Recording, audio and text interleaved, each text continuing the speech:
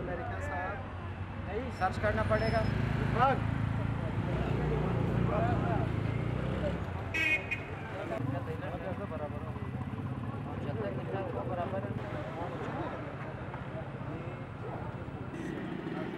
मुझसे ये निकलने वाले हैं, मैंने सोचा कि सिर्फ 2।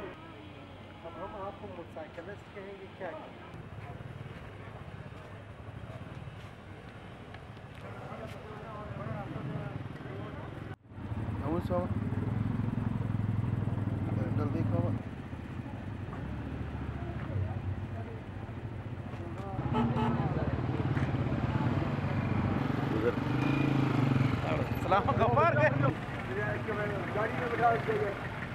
भाईचारा, अमन भाईचारा है हमारा जो इस मुल्क के बहुत नीड है। और इस शुक्र अल्हम्दुलिल्लाह हम लोग पाकिस्तान इस वक्त बेहतरी की तरफ जा रहा है। हर आदमी महसूस कर रहा है कि हर लिहाज से अल्लाह करे ये सिलसिला चलता रहे। इंशाल्लाह 1-2 साल में आप देखेंगे मुल्क अच्छी खुशहाली की तरफ गामजन होगा, अमन और खुशहाली की तरफ।